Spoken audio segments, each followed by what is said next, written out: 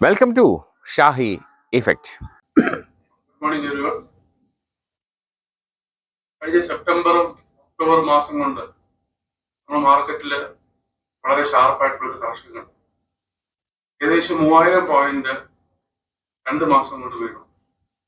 എന്ന് വെച്ചാൽ ആ ഫോൾ അറൌണ്ട് 11% ആണ് മാർക്കറ്റ്. എനിക്ക് 11% എന്ന് പറയുന്നത് it is A normal correction or 10% correction is A normal correction in A bull market. എനിക്കിവിടെ ആദ്യം പറയാനുള്ളത് എന്താണെന്ന് വെച്ച് കഴിഞ്ഞാൽ ആ കറക്ഷൻ കഴിഞ്ഞു. അപ്പൊ ആ കറക്ഷന് ശേഷം market has recovered 50% of the total form. ഇപ്പൊ നമ്മൾ മാർക്കറ്റ് നിൽക്കുന്നത് നേരത്തെ ഹൈ എന്ന് പറയുന്നത് 16,300 ഇറ്റ് ഫെൽ ഡൗൺ ടു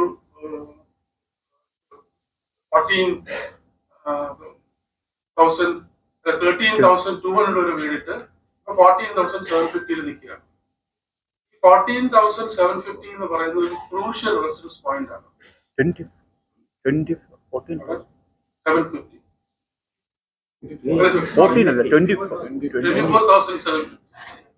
അപ്പൊ 24,750 എന്ന് പറയുന്ന ഒരു ക്രൂഷ്യൽ ആയിട്ടുള്ള ഒരു റെസിസ്റ്റൻസ് പോയിന്റ് ആണ്. രണ്ട് റീസൺസ് ആണ്. ഒന്ന് 50% of the total fall, that is ആ ഫിബൊനാച്ചി റിട്രേസ്മെന്റ് തിയറി വെച്ചിട്ട് 50% റൈസ് എന്ന് പറയുന്നത് സ്ട്രോങ് റെസിസ്റ്റൻസ് ആണ്. സെക്കൻഡ് എന്ന് പറയുന്നത് ഇറ്റ് ഈസ് നമ്മളൊരു head and shoulder pattern form ചെയ്തിട്ടുണ്ടായിരുന്നു. ആ ഹെഡ് ആൻഡ് ഷോൾഡർ പാറ്റേണിൽ ഒരു നെക്ക് ലൈൻ ആണ് ഈ ലെവൽസ്. അപ്പൊ മാർക്കറ്റ് ഈ ലെവൽസ് റെസിസ്റ്റൻസ് ഉണ്ട്. ഇത് ക്രോസ് ചെയ്ത് കഴിഞ്ഞു കഴിഞ്ഞാൽ മാർക്കറ്റിന് ന്യൂ ഹൈയിലോട്ട് പോകും. അപ്പൊ നമ്മൾ മാർക്കറ്റ് കറക്ഷന്റെ നമ്മൾ റീസൺസ് നോക്കുകയാണെന്നുണ്ടെങ്കിൽ നമുക്ക് എല്ലാവർക്കും അറിയാം FI സെല്ലിംഗ് ആയിരുന്നു റീസൺ. FIs ശരിക്കും പറഞ്ഞാൽ sold around 1,60,000 worth of shares. It is coming to around $18 billion from September end to November end. പക്ഷെ ഇപ്പൊ ഡിസംബർ തുടങ്ങിയപ്പോഴത്തേക്ക് they have started buying back. അപ്പൊ FIsന്റെ സെല്ലിംഗ് ഇസ് ഓവർ. അപ്പൊ 10,000 crores ഇതുവരെ നമ്മൾ FIs വാങ്ങിയിട്ടുണ്ട്. 10,000 crores to compare to 1,60,000 what they sold is a very huge ആ എമൗണ്ട് വെച്ച് നോക്കുമ്പോഴത്തേക്ക് 10,000 crores ചെറിയ എമൗണ്ട് ആണ്. ഈവൻ ദെൻ മാർക്കറ്റ് വന്നിട്ട് നമ്മളിപ്പോ ഇത്രയും 50% റിക്കവർ ചെയ്തു. FIs യഥാർത്ഥത്തിൽ ബൈ ചെയ്ത് തുടങ്ങുകയാണെന്നുണ്ടെങ്കിൽ ഡെഫിനറ്റ് ആയിട്ട് മാർക്കറ്റ് ഭയങ്കരമായിട്ട് കയറും. ഇപ്പൊ 10,000 crores അവർ വാങ്ങിയിട്ടുള്ളൂ. അപ്പൊ എന്തുകൊണ്ടാണ് FIs വിറ്റിട്ട് നമ്മുടെ മാർക്കറ്റ് റിക്കവർ ചെയ്യാനുള്ള റീസൺ എന്താ വെച്ചാൽ നമ്മുടെ ഡൊമസ്റ്റിക് ഫണ്ട്സ് നമ്മൾ നേരത്തെ അറിയാവുന്ന കണക്ക് ഒരുപാട് ഡൊമസ്റ്റിക് ഫണ്ട്സ് നമുക്ക് ഉള്ളത് കൊണ്ട് FIsന്റെ സെല്ലിങ്ങിനെ കൗണ്ടർ ചെയ്യാനായിട്ട് നമ്മുടെ ഇൻസ്റ്റിറ്റ്യൂഷൻസ് വാങ്ങുന്നുണ്ട്. ഇനി നമുക്ക് ഉള്ള 2-3 കാര്യങ്ങൾ എന്നുള്ളത് ഒന്ന് നമ്മുടെ മാർക്കറ്റിൽ കറക്ഷന്റെ കാര്യം, ഒന്ന് FI സെല്ലിങ്. FI സെല്ലിങ് എല്ലാം വരാനുള്ളതിന്റെ റീസൺ ഒന്ന് നമ്മുടെ ഈ സെക്കൻഡ് ക്വാർട്ടർ പെർഫോമൻസ് മോശമായിരുന്നു. കമ്പനികളുടെ റിസൾട്ട്സിന്റെ ഓവറോൾ പെർഫോമൻസ് ഇച്ചിരി മോശമായിട്ടാണ് നമ്മൾ സെക്കൻഡ് ഹാഫിൽ കണ്ടത്. അതേപോലെ GDP ഗ്രോത്ത് 5.4% ആയിട്ട് കുറഞ്ഞു. അപ്പൊ നോർമലി നമ്മൾ എക്സ്പെക്ട് ചെയ്ത് അറൌണ്ട് 6% പ്ലസിലാണ്, അത് 5.4% ആയിട്ട് കുറഞ്ഞു. പക്ഷെ ഇപ്പോഴത്തെ ഒരു തേർഡ് ക്വാർട്ടറിലെ മാർക്കറ്റിൽ ഒരു നല്ലൊരു റിക്കവറി കാണുന്നുണ്ട്. ഫോർ എക്സാമ്പിൾ ഇപ്പൊ ഗവൺമെന്റ് തന്നെ വറീഡായി എന്തുകൊണ്ടാണ് ഈ GDP ഗ്രോത്ത് 5.4% ആയപ്പോഴത്തേക്ക് അവർ എല്ലാ മിനിസ്റ്റേഴ്സിന്റെ അടുത്തും പറഞ്ഞതെന്താ വെച്ചാൽ you start spending capital expenditure. അപ്പൊ കാപെക്സ് ഗവൺമെന്റ് ഇൻക്രീസ് സ്പെൻഡ് ചെയ്യാനായിട്ട് പറയുന്നുണ്ട്. അത് കൂടാതെ റിസർവ് ബാങ്കിന്റെ പോളിസിയിൽ വെച്ചിട്ട് ദേ ഹാവ് ആക്ച്വലി നമ്മൾ ഇൻഫ്ലേഷൻ ഭയങ്കര കൂടുതലായത് കാരണം RBIക്ക് ഇൻട്രസ്റ്റ് റേറ്റ് കട്ട് ചെയ്യാനായിട്ട് സാധിച്ചില്ല. അപ്പൊ RBI എന്ത് ചെയ്തു എന്ന് വെച്ച് കഴിഞ്ഞാല് അവര് ക്യാഷ് റിസർവ് റേഷ്യോ കുറച്ചു. നേരത്തെ 4.5% ആയിരുന്നു, അത് 4 ആക്കിയപ്പോഴത്തേക്ക് what has happened is 1,16,000 crore worth of free deposits free ആയി. അപ്പൊ ബാങ്ക്സ് അവർക്ക് ലെൻഡ് ചെയ്യാനായിട്ട് കുറച്ചുകൂടെ പൈസ വന്നു. അങ്ങനെ ഒരു സ്റ്റിമുലസ് പാക്കേജ് കൊണ്ടുവന്നു. ഓവറോൾ ആയിട്ട് നോക്കുകയാണെങ്കിൽ പിന്നെ നെഗറ്റീവ് ആയിട്ടുള്ള കാര്യം ഹൈ ഇൻഫ്ലേഷൻ റേറ്റ് ആണ്. ഹൈ ഇൻഫ്ലേഷൻ റേറ്റ് എന്ന് പറയുന്നത് നമുക്ക് RBI പറയുന്ന ഇൻഫ്ലേഷൻ റേറ്റ് എന്ന് പറയുന്നത് 4% ആണ്. 4 ± 2%. അപ്പൊ കഴിഞ്ഞ മാസത്തെ ഇൻഫ്ലേഷൻ പ്രീവിയസ് മന്ത് ഒക്ടോബർ മാസം ഇൻഫ്ലേഷൻ റേറ്റ് വന്നത് അറൌണ്ട് 6.4% ആയിരുന്നു. ഇപ്പൊ 6.4% എന്ന് പറയുമ്പോഴത്തേക്ക് RBIയുടെ ടോളറൻസ് ലെവലിന് 6%. അതിനെക്കാട്ടി കൂടുതലായത് കാരണം ഇൻഫ്ലേഷൻ കൂടിയത് കൊണ്ടാണ് ശരിക്കും പറഞ്ഞാൽ RBI ഈ റേറ്റ് കട്ട് ചെയ്യാൻ പറ്റാതിരുന്നത്. അതേസമയത്ത് നമ്മൾ നോക്കുകയാണെന്നുണ്ടെങ്കിൽ അതിനുശേഷം വന്ന മന്ത് ദാറ്റ് ഇസ് നവംബർ മന്തിന്റെ ഇൻഫ്ലേഷൻ എന്ന് പറയുന്നത് it has come down to 5.5 reasonable. അപ്പം നമ്മളിവിടെ നിന്ന് നോക്കുമ്പോഴത്തേക്ക് നേരത്തെ കഴിഞ്ഞ ക്വാർട്ടറിൽ GDP ഗ്രോത്ത് 5.4% ആയിരുന്നു. അത് ദ ലോവസ്റ്റ് ഇൻ ഒരു 7 ക്വാർട്ടേഴ്സിലുള്ള GDP ഗ്രോത്ത് ആണ് വന്നത്. അപ്പൊ ഒറിജിനൽ പ്രൊജക്ഷൻ എന്തായിരുന്നു എന്ന് വെച്ചാൽ ഈ ഫുൾ ഇയർ 7.2% GDP ഗ്രോത്ത് ഉണ്ടാവുമെന്ന് വിചാരിച്ചു. പക്ഷെ ഇപ്പം അത് കുറച്ചു മോഡറേറ്റ് ചെയ്തിട്ട് ഇപ്പൊ അവർ പറയുന്ന ഒരു 6.5% GDP ഗ്രോത്ത് വരുവുള്ളൂ എന്നുള്ളൊരു മോഡറേഷനിൽ വന്നിട്ടുണ്ട്. പക്ഷെ എന്തിനു കഴിഞ്ഞാലും ഇപ്പൊ നമ്മൾ ഈ ക്വാർട്ടറിൽ നോക്കുകയാണെന്നുണ്ടെങ്കിൽ സിമന്റ് കൺസംഷൻ ഒക്കെ നന്നായിട്ട് കൂടിയിട്ടുണ്ട്. That is recovery in the economy. അപ്പൊ ഈ 5.4 കണ്ടത് ദാറ്റ് ഈസ് ഓവർ. ഇനി എനിക്ക് ഈ ഡിസംബർ ക്വാർട്ടറിൽ ഉറപ്പായിട്ട് 6ന് മുകളിൽ GDP ഗ്രോത്ത് ഉണ്ടാകാനായിട്ടുള്ള ചാൻസ് ഉണ്ട്. അപ്പം 6.4 GDP ഗ്രോത്ത് ഡിസംബർ ക്വാർട്ടറിൽ വരികയും അടുത്ത വർഷം മുതൽ പഴയതുപോലെ 7-8% നമ്മൾ പോകാനും ചാൻസ് ഉണ്ട്. അപ്പൊ എനിക്ക് പറയാനുള്ളത് വെച്ചാൽ മാർക്കറ്റിന്റെ correction is over. The worst of the market is over. ഇനി ഇവിടെ നിന്ന് മാർക്കറ്റ് തിരിച്ച് കയറാനായിട്ട് മാത്രമേ ചാൻസ് ഉള്ളൂ. അതിന്റെ റീസൺസ് എന്ന് വെച്ചാൽ FIs സെല്ലിംഗ് നിർത്തി, പിന്നെ GDP ഗ്രോത്ത് പിക്കപ്പ് ചെയ്യും, ഇൻഫ്ലേഷൻ റേറ്റും ഇപ്പൊ 5.5 എന്നുള്ളത് RBIയുടെ എക്സ്പെക്ടേഷൻസ് അടുത്ത പ്രാവശ്യം 4% ആയിട്ട് മാറാനുള്ള ചാൻസ് ഉണ്ട്. അപ്പം നമ്മുടെ കളക്ഷൻ കഴിഞ്ഞു. നമുക്ക് ഇനി നമുക്ക് ധൈര്യമായിട്ട് നമുക്ക് ഇൻവെസ്റ്റ് ചെയ്ത് നമ്മൾ എല്ലാവർക്കും അറിയിലാണ് ഇനി വളരെ മാർക്കറ്റ് വീഴാൻ ചാൻസ് ഉണ്ടെന്നുള്ളൊരു പറയുണ്ട്. അങ്ങനെ ഇനി ഇല്ല. നമ്മുടെ കയ്യിരിക്കുന്ന സ്റ്റോക്സ് നമുക്ക് കീപ്പ് ചെയ്യാം. പിന്നെ ഫ്രഷ് ആയിട്ടുള്ള ഇൻവെസ്റ്റ്മെന്റ് നമുക്ക് നോക്കിയിട്ട് പോയി. Yesterday went up by 1%. So around 2.5% fluctuation is there. So അതിൽ പറ്റിയ പ്രശ്നം ഞാൻ പണ്ട് പറയാറുണ്ട്, ഈ സ്റ്റോപ്പ് ലോസ് ഇട്ട് നമ്മൾ വെച്ചിരുന്നാൽ പോക്കാണ്. ഇന്നലെ സ്റ്റോപ്പ് ലോസ് ഇട്ടുന്ന സകല അല്ല പല കേസ് പലരും സ്റ്റോപ്പ് ലോസ് ഇട്ട് വാങ്ങി ഇന്നലെ സ്റ്റോപ്പ് ലോസ് ഇട്ടവരെ സകലം വിറ്റുപോയി. അത് എന്നിട്ട് മാർക്കറ്റ് പോവുകയും ചെയ്യും.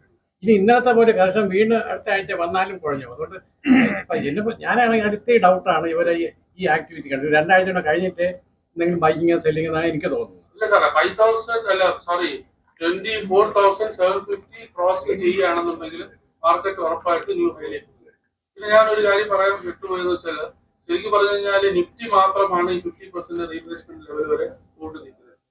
അതേസമയത്ത് നമ്മൾ മിഡ് ക്യാപ്സ് നോക്കുകയാണെന്നുണ്ടെങ്കിൽ mid caps 80% total fall mid caps recover ചെയ്തു. സ്മോൾ ക്യാപ്സ് നോക്കുകയാണെങ്കിൽ 90% റിക്കവർ ചെയ്തു. അപ്പൊ ബോർഡർ മാർക്കറ്റ് നന്നായിട്ട് റിക്കവർ ചെയ്തിട്ടുണ്ട്. പക്ഷെ നമ്മുടെ നിഫ്റ്റി റിക്കവർ ചെയ്യാത്തതിന്റെ റീസൺ എനിക്ക് റിലയൻസ് ഒക്കെ ഇപ്പോഴും ഹെവി വെയിറ്റ് ആണ്, താഴെ കിടക്കുകയാണ്. അതുകൊണ്ടാണ് ശരിക്കും പറഞ്ഞാൽ നിഫ്റ്റി അത്രയും റിക്കവർ ചെയ്യാതിരിക്കുന്നത്. IT മാത്രമേ ലിഫ്റ്റ് ചെയ്തു, ബാക്കി എല്ലാം താഴെയാണ്. ഓവറോൾ ആയിട്ട് മാർക്കറ്റ് എനിക്ക് തോന്നുന്നത് വെച്ചാൽ കളക്ഷൻ കഴിഞ്ഞു. പിന്നെ ഇന്നലെ വന്ന 24,750 ക്രോസ് ചെയ്യണമെന്നുണ്ടെങ്കിൽ എനിക്ക് തോന്നുന്നത് ന്യൂ ഹൈലേക്ക്. സാറ് പറഞ്ഞതിനെ കുറിച്ച് ആഡ് ചെയ്യുന്ന മാത്രമേ ഉള്ളൂ. ടെക്നിക്കൽസ് ആണ് സാറ് പറഞ്ഞ തന്നെയാണ് പറയാൻ പോകുന്നത്. ഇപ്പോ സാറ് പറഞ്ഞ പോലെ നിഫ്റ്റി നേരത്തെ വീഴുന്ന ഫോളിന്റെ 50% ഏകദേശം തിരിച്ചു വന്നിട്ടുണ്ട്. പിന്നെ ഇപ്പൊ നിൽക്കുന്ന റെസ്റ്റ് എന്ന് പറഞ്ഞാല് ഈ നെക്ക് ലൈൻ ആണ്. നേരത്തെ നമ്മളൊരു ഹെഡ് ആൻഡ് ഷോൾഡർ പാറ്റേൺ പറഞ്ഞിരുന്നു. അപ്പൊ അതിന്റെ ഒരു നെക്ക് ലൈനിൽ ഒരു റെസിസ്റ്റൻസ് കീപ്പ് ചെയ്യാൻ റെസ്പെക്ട് ചെയ്യാനുള്ള ചാൻസ് കൂടുതലാണ്. അതോടെ റെസ്പെക്ട് ചെയ്യുന്നുണ്ട്. പിന്നെ ഇന്നലത്തെ ഒരു അൺയൂഷ്വൽ ആയിട്ടുള്ള ഒരു മൂവ്മെന്റ് ആണ് സാർ പറഞ്ഞ പോലെ. അതൊരു എന്താ പറയാ ആ ഒരു റെസിസ്റ്റൻസ് 50% റീട്രേസ്മെന്റും ഉണ്ട്, നെക്ക് ലൈനും ഉണ്ട്.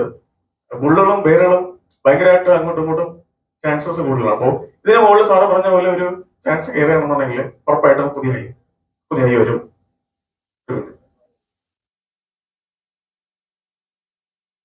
ഇത് നെക്സ്റ്റ് 50 എന്നുള്ള നിഫ്റ്റിയുടെ ഒരു ഇൻഡെക്സ് ആണ്. ഇതില് റിലയൻസ് പോലുള്ള അടുത്ത ഒരു ലെവലിലോട്ട് പോകാനുള്ള ഒരു ചാൻസ് ഉള്ള ഒരുപാട് സ്റ്റോക്കുകളുണ്ട് ഇതില് അദാനിയുടെ സ്റ്റോക്സ് ഉണ്ട്, EVB ഉണ്ട്, ഒരുപാട് സ്റ്റോക്കുകൾ ഫണ്ടമെന്റൽ സ്റ്റോക്ക് ഉണ്ട്. അതും ഒരു 61.8 റേറ്റ്മെന്റ് വന്നിട്ടുണ്ട്. അതായത് ഹൈയിൽ നിന്ന് വീഴുന്നതിന്റെ ഒരു 60% തിരിച്ചു കയറിയിട്ടുണ്ട്. ഇത് നിഫ്റ്റി മിഡ് ക്യാപ്പ് ആണ്. അതും സാർ നേരത്തെ പറഞ്ഞ 80% കവർ ചെയ്തിട്ടുണ്ട്. നമ്മൾ നേരത്തെ നമ്മുടെ കയ്യിലുള്ള സ്റ്റോക്ക് ഫണ്ടമെന്റൽ ഉള്ളതുണ്ടെങ്കിൽ തിരിച്ച് നമ്മുടെ നേരത്തെ ലോസിന്റെ ഒരു 20% പോയിട്ടുള്ളൂ. 80% തിരിച്ചത് കവർ ചെയ്യണം മിഡ് ക്യാപ്പ്. സ്മോൾ ക്യാപ്പ് ആണ്. ഓൾമോസ്റ്റ് 100% എന്ന് പറയാം. ഒരു 90% എബോവ് അത് തിരിച്ച് കയറിയിട്ടുണ്ട്. ഇൻഡെക്സ് ഇപ്പോഴും 50% ആയിട്ടുള്ളൂ. പക്ഷേ ഈ സ്മോൾ ക്യാപ്പ് ഒക്കെ 90% എബോവ് വീഴ്ന്നിട്ടുണ്ട്. കയറിയിട്ടുണ്ട്. ഇപ്പോഴും നിഫ്റ്റി ഒരു ലോങ് ടേം ചാനൽ തന്നെയാണെന്ന് നമ്മൾ ഉറപ്പായിട്ടും പറയാം. അതായത് ആ ഒരു റിസൾട്ട് ഡേയുടെ ഒരു ലോ വെച്ച് നമ്മൾ നോക്കുകയാണെങ്കിൽ പോലും തിരിച്ച് മാർക്കറ്റ് നന്നായിട്ട് കയറിയിട്ടുണ്ട്. ഇനിയും ഒരു ലോങ് റൺ തന്നെയാണ്. ആ ഒരു ബുൾ മാർക്കറ്റ് മെയിൻറ്റെയിൻ ചെയ്യുന്നുണ്ട്. അപ്പൊ ബുൾ മാർക്കറ്റിൽ നമ്മൾ ഫണ്ടമെന്റൽ സ്റ്റോക്ക് തീർച്ചയായിട്ടും ഉറപ്പായിട്ടും വാങ്ങണമെന്നുണ്ടെങ്കിൽ വലിയൊരു പ്രശ്നം ഉണ്ടാകുന്നില്ല. ഈ ഒരു സാഹചര്യങ്ങളൊക്കെ ഓപ്പർച്യൂണിറ്റി ആയിട്ട് ഉപയോഗിക്കുക. മാർക്കറ്റ് എന്തായാലും ഒരു നേരത്തെ ഇപ്പൊ വന്ന ഒരു 2 ദിവസം മുന്നുള്ള ഹൈക്ക് മുകളിൽ പോകണമെങ്കിൽ പുതിയ ഉറപ്പായിട്ടും വരും. ഇതൊരു ഓപ്ഷൻ റൈറ്റിംഗ് ആണ്. എനിക്ക് അതിന് മുന്നേ ചോദിക്കാനുള്ളത്, എത്ര പേര് ഇവിടെ ടെക്നിക്കൽസ് നോക്കി ട്രേഡ് ചെയ്യുന്നുണ്ട്? ഒന്ന് കൈവക്കാവും. ക്യാൻഡിൽ സ്റ്റിക്ക് നോക്കി ചെയ്യുന്നു 2 പേരുള്ളൂ. ഓപ്ഷൻ ചെയ്യുന്നവർക്ക് ഓപ്ഷൻ ചെയ്യുന്ന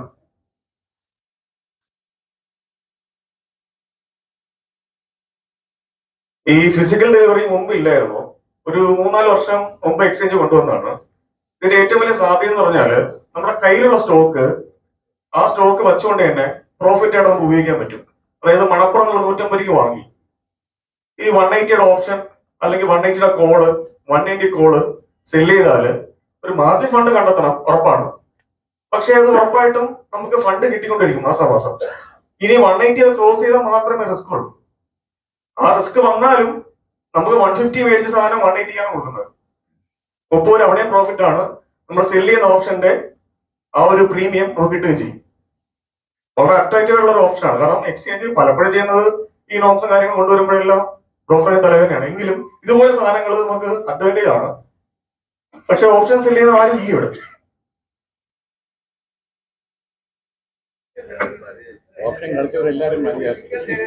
ഇത് കേട്ടപ്പോ ഒരു ആലോചനയുണ്ട്. ആലോചന പറഞ്ഞാല് നമുക്ക് അഡ്വാൻറ്റേജ് ആണത്. കാരണം എന്ന് വെച്ചാൽ നമ്മുടെ കയ്യിലുള്ള സ്റ്റോക്ക് 5 വർഷം 6 വർഷം ഹോൾഡ് ചെയ്ത ആൾക്കാരുണ്ട്. ഒന്നും ചെയ്തില്ല. ലോങ് ടൈം ആണ് കിടക്കട്ടെ എന്ന് പറയും. ലോങ് ടൈം കിടന്നോട്ടെ, നമ്മൾ സ്റ്റോക്ക് സെല് ചെയ്യുന്നില്ല. 150 രൂപയുള്ള സാധനം 200 രൂപയ്ക്ക് ശ്രമിക്കാൻ ഓക്കെ ആണോ? 200 രൂപയ്ക്കാണെന്നുണ്ടെങ്കിൽ ഓപ്ഷൻ സെല് ചെയ്യാം. നമുക്ക് സെയിം നമ്പർ ഓഫ് ഷെയർസ് ഉണ്ടാവണം അല്ലേ? പിന്നെ അതിന്റെ മാർജിന്റെ ഫണ്ടും കണ്ടെത്തണം. ഇത്രയും വലിയ സാധ്യതയാണ്. പരിശോധിക്കണം.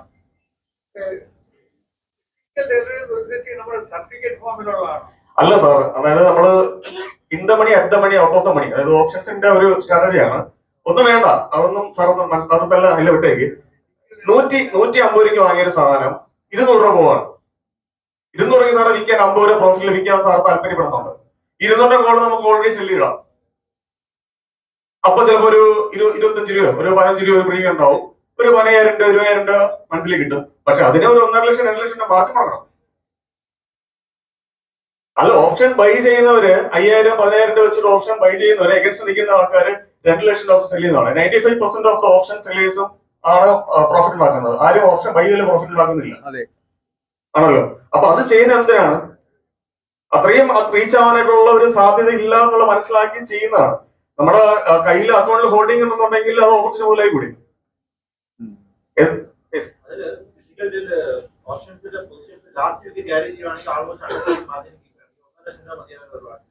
Sir 1.5 lakh depends on the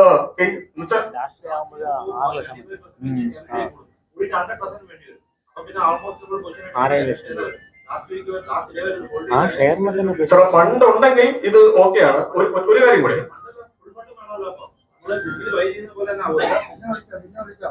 ഒരു ലോട്ട് 500 ക്വാണ്ടിറ്റിയുള്ള ലോട്ടാണെങ്കിൽ ലാസ്റ്റ് വീക്ക് പോയി നമ്മൾ ക്യാരി ഓവർ ചെയ്യണമെങ്കിൽ 9 lakhs ഫണ്ട് വേണം. ഫസ്റ്റ് വീക്കിലാണ് 1.5 ലാക്സ് മാർക്ക്. ശരി, ആയിക്കോട്ടെ സാർ. 4 ആഴ്ചത്തെ കാര്യമല്ലോ, ഒരു 3 ദിവസത്തേക്കുള്ള ഫണ്ടാണ് ഇവിടെ പറയുന്നത്. അങ്ങനെ ആണെങ്കിൽ തന്നെ അത് sir out of the money ആണെന്നുള്ള പ്രീമിയം സാറിന് 25 വിറ്റിട്ട് ഒരു 5 രൂപ ആയാലും ഈ ഒരു പ്രോഫിറ്റ് അല്ലേ, അതെടുക്കാമല്ലോ. ഫിസിക്കൽ വേണ്ട, ഫിസിക്കൽ ഡെലിവറി നമ്മൾ അല്ലെങ്കിൽ ഉദ്ദേശിക്കുന്നില്ല. അല്ല, നമ്മുടെ കയ്യിൽ ബാക്കപ്പ് ഉണ്ടല്ലോ, ഷെയർ ഉണ്ടല്ലോ. സാർ ഫിസിക്കൽ ഡെലിവറി അല്ലെങ്കിൽ ഉദ്ദേശിച്ചിട്ടില്ല. ഫിസിക്കൽ ഡെലിവറി അതായത് നമുക്ക് ഒരു 10 ലക്ഷം രൂപയുടെ ഷെയർ വരാനല്ല ആഗ്രഹിക്കുന്നത്. 2 ലക്ഷം രൂപ വെച്ചിട്ട് ആ 10 ലക്ഷം രൂപയുടെ ഷെയറിന്റെ ആ ക്വാണ്ടിറ്റിയുടെ അഡ്വാൻറ്റേജ് മുതലാക്കാനാണ് നമ്മൾ പറയുന്നത്. അതെ, അത്യാവശ്യത്തിന് ഫിസിക്കൽ ഡെലിവറി നടത്താം അല്ലേ, അത് വേണ്ട സാർ. ഒരിക്കലുമല്ല, ഫിസിക്കൽ ഡെലിവറി അല്ല ഉദ്ദേശിക്കുന്നത്. നമ്മുടെ കയ്യിൽ 150 രൂപയ്ക്ക് ഷെയർ ഉണ്ടെന്നുണ്ടെങ്കിൽ ഒരു 200 കോള് രാവിലെ സില്ല് ചെയ്തിട്ടാൽ, അല്ലെങ്കിൽ ഒരു മന്ത് ഒരു തുടക്കത്തിൽ സില്ല് ചെയ്തിട്ടാല് ഒരു 25 പ്രീമിയം ഉണ്ടെന്നുണ്ടെങ്കിൽ ആ പ്രീമിയം മൊത്തം നമ്മുടെ അക്കൗണ്ടിൽ അന്ന് തന്നെ വരും, പിറ്റേ ദിവസം പിൻവലിക്കാം. ഇനി 150 നിന്ന് 200 രൂപ 201 ആയാൽ മാത്രമേ നമുക്കൊരു പ്രശ്നമുള്ളൂ. അത് ആ ഒരു ഓപ്ഷൻ സാറ് പറഞ്ഞ പോലെ ലാസ്റ്റ് വീക്കിൽ ആ പ്രോബ്ലം കൊണ്ട് ഇല്ലെന്നുള്ളതല്ല. പക്ഷേ അത് ഓപ്ഷൻ നമ്മൾ ചെയ്തു വെച്ചാൽ 150 രൂപയ്ക്ക് ഷെയർ ഉള്ള മേടിക്കേണ്ട ആവശ്യമുണ്ടോ? അതെ, ഇല്ല. ശരിയാണ്. 150 രൂപയ്ക്ക് ഷെയർ മേടിച്ചവൻ 200 കോള് സെല്ല് ചെയ്യുമ്പോൾ മേടിക്കേണ്ട ആവശ്യമുണ്ടോ? ഷോർട്ട് ടൈം പ്ലേയേഴ്സ് ആണെങ്കിൽ പേടിക്കുന്നത്. They are waiting for the long time എന്ന് വിചാരിച്ചു അത് പേടിക്കണം. ഷോർട്ട് ടൈമിൽ ഇപ്പോൾ നമ്മൾ ട്രേഡിംഗ് ചെയ്യാനാണ് ഇൻവെസ്റ്റ്മെന്റ് ചെയ്തിട്ടുള്ളതെങ്കിൽ ആ ഷെയർ പർട്ടിക്കുലർ ഷെയർ ഉണ്ട്. Still you have additional money. Then you are going to get additional money ഉറപ്പായിട്ടും വേണം. പക്ഷേ സാറിന് ലോങ് ടൈം ആണെങ്കിലും ഇത് ഒരു 4-5 പ്രാവശ്യം ചെയ്യുമ്പോഴായിരിക്കും ചിലപ്പോൾ ഒരു 5-ാമത്തെ പ്രാവശ്യമായിരിക്കും ചിലപ്പോൾ ഹിറ്റ് ആവുന്നത്. നമ്മൾ 290 ആയി നമ്മൾ പൊസിഷൻ എടുത്തോളൂ വിചാരിച്ചോളൂ. ആ മാസം ചിലപ്പോൾ മണപ്പുറം 300 പോകും. അപ്പൊ നമ്മൾ ആ ജേണി പോയി. ആയിക്കോട്ടെ, ലാസ്റ്റ് ആയല്ലോ, നമുക്ക് ഓപ്പർച്യൂണിറ്റി പോയില്ലേ. അപ്പൊ സാറിന്റെ ടാർഗറ്റ് 300 ആണെങ്കിൽ അവിടെ വെയിറ്റ് ചെയ്യാം. സാറിന്റെ ടാർഗറ്റ് 300 ആണോ? അപ്പൊ ഞാൻ ഇത് ലാസ്റ്റ് ചെയ്യേണ്ടത് എവിടെ ഇല്ല, ഷെയർ കൊടുത്താൽ മതി. അപ്പൊ നമ്മുടെ 200 നമുക്ക് മാക്സിമം സ്ട്രൈക്ക് അതാണ് ഒരു ടാർഗറ്റ് സാറിന് ഉണ്ടെന്നുണ്ടെങ്കിൽ അത് വെയിറ്റ് ചെയ്യാം. ഞാൻ പറഞ്ഞത് ഈ സ്ഥിരമായിട്ട് നമുക്ക് ഓപ്പർച്യൂണിറ്റി മിസ്സാവുന്ന കുറെ ആൾക്കാർ ഷെയർ ഹോൾഡ് ചെയ്ത് വയ്ക്കുന്നുണ്ട്. അവർക്ക് ഇത്രയും ഓപ്പർച്യൂണിറ്റി ഓരക്കുന്നേ ഉള്ളൂ. ഇപ്പൊ സാറ് 300 ടാർഗറ്റ് കൺവിക്ഷൻ സാറിന് ഉണ്ടെന്നുണ്ടെങ്കിൽ തീർച്ചയായിട്ടും വെയിറ്റ് ചെയ്യാം. സാർ അഡീഷണൽ ഫണ്ട് ഇറക്കണ്ട, 300 മാത്രമേ കൊടുക്കുന്നുള്ളൂ. അല്ലെങ്കിൽ 300 കോള് സാറിന് ഓപ്പണിംഗ് സില്ല് ചെയ്യാം. 300 കോള് സില്ല് ചെയ്താൽ എന്തായിരിക്കും അവസ്ഥ? മണി മാത്രമേ ഇത് ശരിയാവും.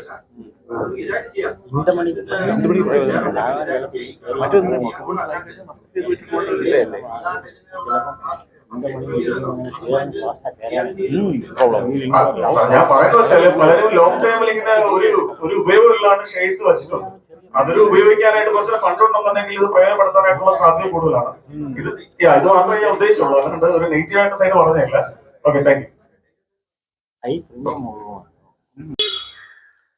പുതിയ വിശേഷങ്ങളുമായി വീണ്ടും കാണാം. അതുവരെ ഏവർക്കും ഷാഹി ഇഫക്റ്റിന്റെ സി ഓഫ്.